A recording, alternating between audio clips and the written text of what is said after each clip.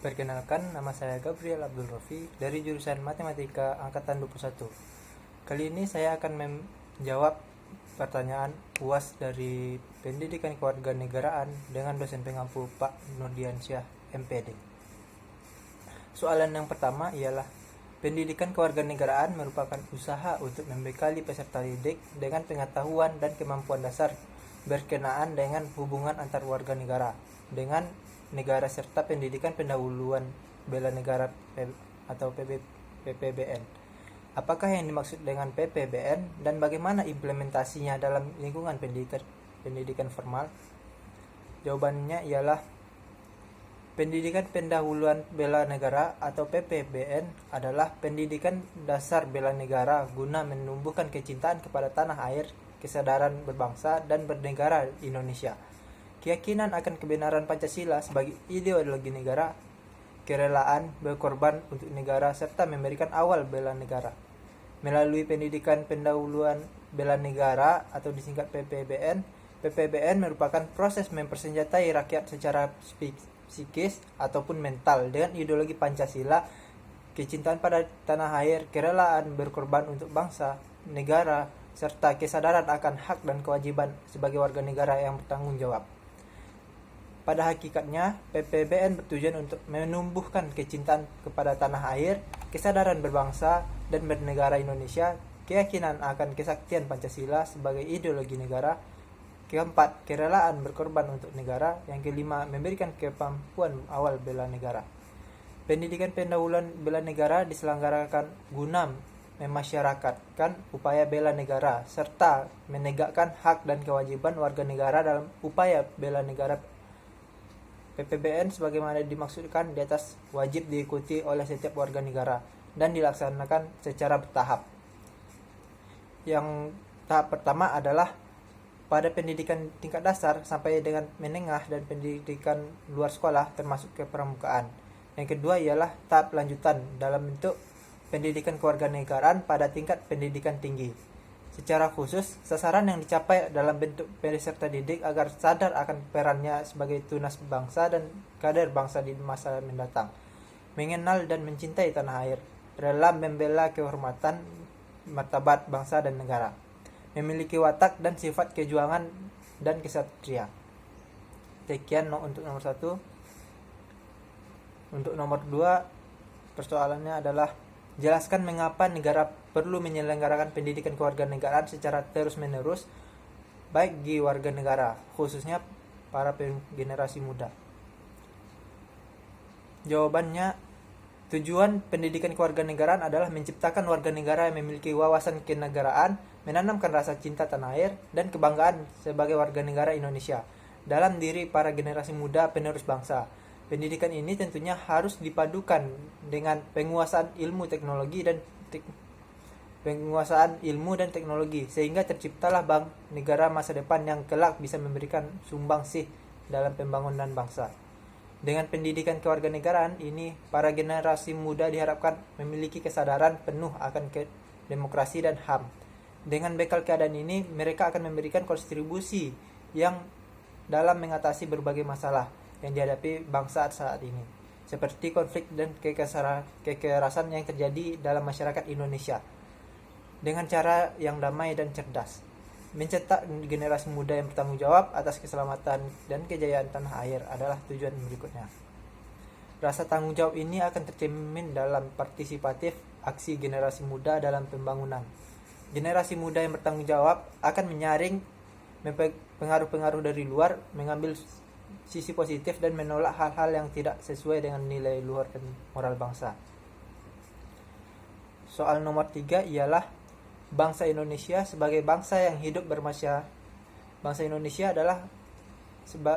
Indonesia sebagai bangsa yang hidup bersama-sama dengan bangsa lain di dunia harus memiliki identitas nasional. Mengapa identitas nasional itu penting bagi bangsa Indonesia? Sebutkan salah satu identitas bangsa Indonesia dan jelaskan alasan bangsa Indonesia sepakat menggunakan sebagai identitas nasional. Jawabannya adalah identitas nasional sangat penting dimiliki oleh suatu negara karena merupakan suatu ciri khas bangsa yang secara filosofi membedakan antara bangsa yang satu dengan bangsa yang lain. Identitas nasional terwujud dalam bangsa dan negara yang merdeka, berdaulat, serta memiliki hubungan internasional dengan bangsa lain. Identitas ini menjadi jati diri untuk mendukung dan mencapai kejayaan bangsa dan negara di masa depan. Salah satu bentuk identitas nasional dari negara Indonesia kita ini yaitu bahasa Indonesia, di mana ketentuan bahasa diatur dalam Undang-Undang Nomor 24 Tahun 2009 dari pasal 25 sampai pasal 45. Bangsa Indonesia merupakan bahasa Melayu yang akhirnya menjadi bahasa persatuan dan melalui Kongres Pemuda II pada tanggal 28 Oktober 1928. Bahasa Indonesia resmi disepakati sebagai bahasa Indonesia yang sampai saat ini digunakan oleh seluruh rakyat Indonesia. Yang keempat adalah pertanyaan yang keempat ialah, coba saudara jelaskan apa yang Anda ketahui tentang Mahkamah Konstitusi dalam gerak pelaksanaan kewenangannya. Kekuasaan kehakiman merupakan kekuasaan yang merdeka untuk menyelenggarakan peradilan guna untuk menegakkan hukum dan keadilan. Dengan demikian, Mahkamah Konstitusi, suatu lembaga peradilan, sebagai cabang kekuasaan yudikatif yang mengadili perkara tertentu yang menjadi kewenangan berdasarkan ketentuan UUD 1945.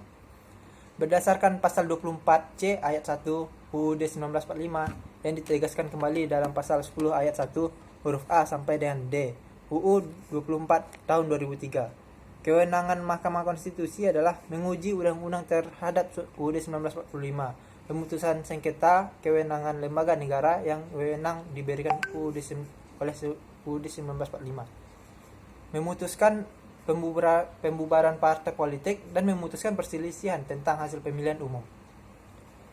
Mahkamah Konstitusi sendiri mempunyai 4 kewenangan dan 1 kewajiban sebagai yang diatur dalam UUD 1945. Mahkamah Konstitusi berwenang mengadili pada tingkat pertama dan terakhir, yang putusannya bersifat final. Untuk yang pertama, menguji undang-undang terhadap undang-undang dasar.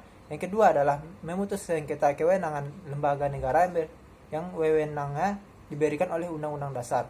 Yang ketiga adalah memutuskan pembubaran partai politik, dan keempat, memutuskan perselisihan tentang hasil pemilihan umum. Kewajiban Mahkamah Konstitusi sendiri adalah wajib memberikan keputusan atas pendapat Dewan Perwakilan Rakyat mengenai dugaan pelanggaran oleh Presiden atau Wakil Presiden menurut Undang-Undang Dasar. Pelanggaran dimaksud sebagaimana disebutkan dan diatur dalam ketentuan pasal 7A UUD 1945, yaitu melakukan pelanggaran hukum berupa pengkhianatan terhadap negara, korupsi, penyuapan, tindak pidana lainnya, dan perbuatan tercela, dan atau tidak ada lagi memenuhi syarat sebagai presiden dan atau wakil presiden sebagaimana yang dimaksud dalam UUD Negara Republik Indonesia tahun 1945. Soal nomor 5 adalah, carilah satu kasus yang berkaitan dengan masalah demokrasi yang terjadi di Indonesia menurut Anda. Uraikan kasus tersebut dan berikan pandanganmu terhadap perkembangan demokrasi di Indonesia saat ini dengan persoalan keberagaman. Yang saya ambil saat ini masalahnya adalah masalah krusial dalam pemilu.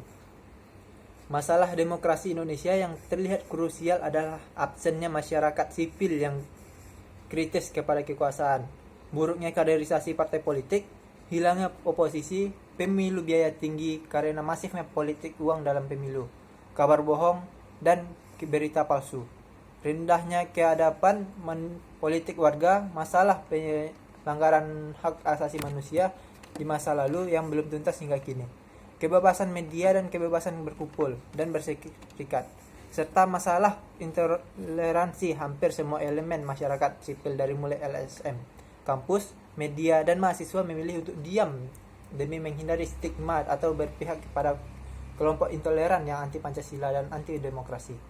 Perbedaan antara kelompok ini oleh polarisasi politik yang membela Indonesia menjadi dua kubu, yang membuat setiap suara mengkritik pemerintah untuk segera dikelompokkan ke kubu anti pemerintah. Padahal suara kritis adalah suatu kehilangan yang besar untuk demokrasi yang membutuhkan kekuasaan yang sehat untuk mengontrol kekuasaan. Soal yang nomor 6 adalah Undang-Undang Dasar Negara Republik Indonesia tahun 1945 merupakan konstitusi negara Republik Indonesia. Mengapa diperlukan konstitusi bagi sebuah negara? Mengapa Indonesia melakukan amandemen terhadap UUD 1945? Jelaskan.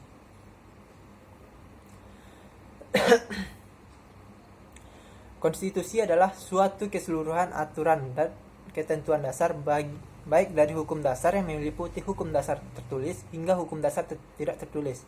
Konstitusi juga melakukan pengaturan terkait suatu sistem pemerintahan yang telah diselenggarakan di dalam suatu negara. Konstitusi memiliki fungsi yaitu memberikan pembatasan kepada kekuasaan suatu pengadilan sebagai piagam atas lahirnya suatu negara. Yang ketiga, sebagai hukum tertinggi. Yang keempat, sebagai alat untuk melakukan pembatasan terhadap kekuasaan dari suatu negara. Yang kelima, sebagai sebuah identitas nasional dan lambang negara. Yang keenam adalah sebagai salah satu cara untuk memberikan perlindungan terhadap hak asasi manusia. Konstitusi itu sangat penting dalam suatu negara karena memberi pegangan yang sekaligus pedoman dalam menjalankan kekuasaan negara. Tanpa konstitusi, sebuah negara tidak akan mencapai tujuan yang sesuai dengan harapan bangsa dan negara, serta tidak adanya mengatur hak-hak asasi warga negara.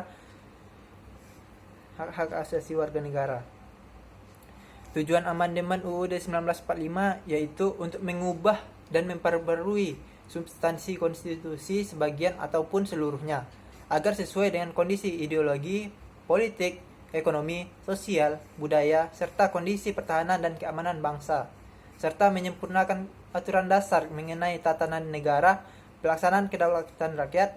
Perubahan UUD 1945 ini terjadi karena adanya tuntutan dari masyarakat mengenai ketatanegaraan dan sistem pemerintah yang tidak sesuai dengan kondisi yang berlaku pada masa itu. Baiklah, sekian dari saya. Saya akhiri.